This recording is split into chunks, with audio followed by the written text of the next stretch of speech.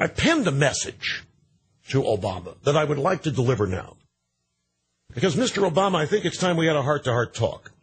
Let me be the father that you never had or never really knew, because I think you need some guidance. It's time to man up. It's time to grow up. That speech last night was an embarrassment. You couldn't focus. You lashed out in all directions. You refused to accept responsibility for your own actions, and you were angry. And he was, both mad. Being president is a big job. It's a big responsibility. You wanted the position, Barack. You campaigned for it. You told the public to trust you with it, and they elected you. And you're now president of the greatest country mankind has ever known, and yet you act like this was all coming to you, like you deserve it, that you're better than the people you are supposed to serve, and that you have no tolerance for debate or dissent. It's not the way it works as President Barack. We have a constitution, we have checks and balances, we have separation of powers, we have states, and most of all, we have the people. You don't get to impose your programs and policies on the nation and the people without our consent. This is a representative republic, not a banana republic. And let me remind you, Karl Marx and Saul Alinsky are not our founding fathers. This is a nation built on individuality, built on liberty, free markets, and faith. Yet you, Barack, demand fidelity to a different belief system, a system that crushes individual initiative and free will.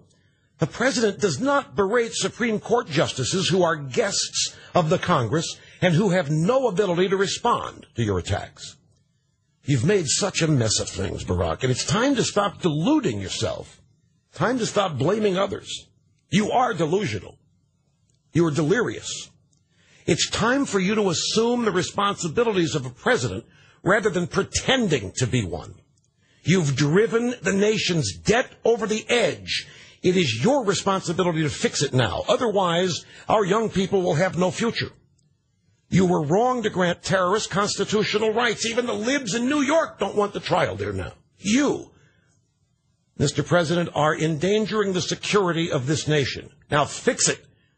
Reverse course and send the terrorists, all of them, back to Guantanamo Bay where they belong. You are wrong to nationalize one industry after another, from automobiles to banks. You are destroying competition and jobs. You need to stop what you were doing before millions of more families go broke from your misguided policies. It's not too late to stop this. I know you're not going to stop it because last night you said you don't quit, and I know what you mean.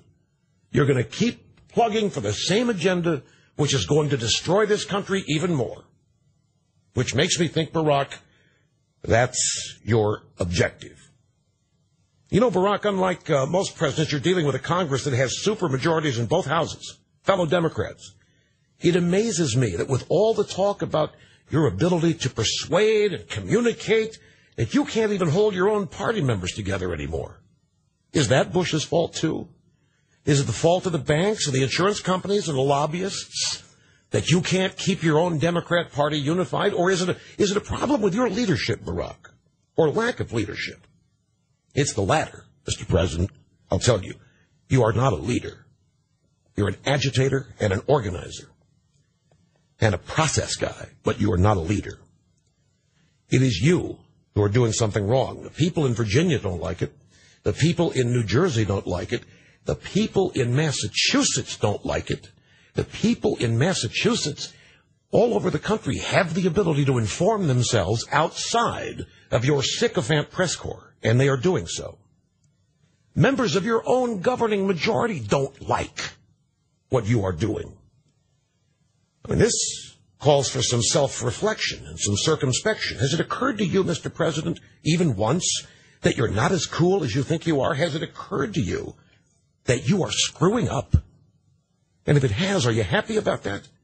Has it occurred to you that you have a great deal to learn and you need to take your own measure? Or are you Mr. Perfect? Are you God-sent? Are you the one that you've been waiting for? See, I have a little concern there may be a psychological issue at play here. I don't say this to demean you, Barack. I say it because I'm concerned. I mean, Tom Daschle was always concerned, and I like the word. I'm concerned. You seem to have a whole lot of enemies, at least in your own mind. A partial list would include Fox News, insurance companies, banks, oil companies, the special interests, the Supreme Court, Republicans, talk show hosts, executives, anyone or any business that earns over $250,000 a year, mortgage companies, credit card companies, and the list goes on and on and on. You have the longest enemies list of anybody I've ever known. These people are not your enemies, though, Barack. They are Americans. They are part of this country. They are part of what makes this nation work. You are not.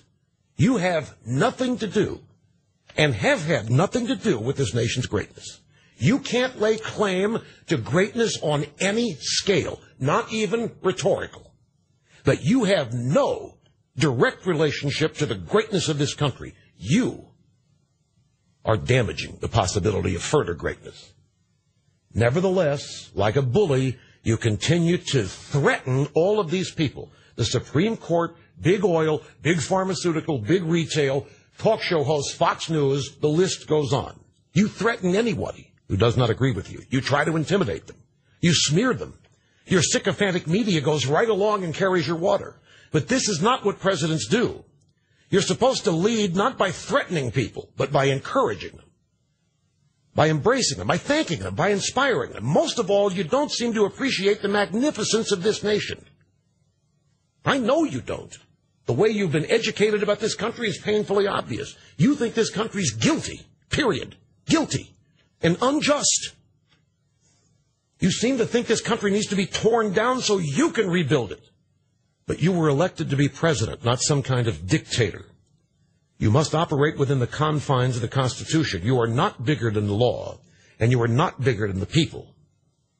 You were elected to serve the people, not dictate to them. Anyway, I'm sure this little lecture will not do you much good, particularly given the spectacle of your speech last night. You really are full of yourself.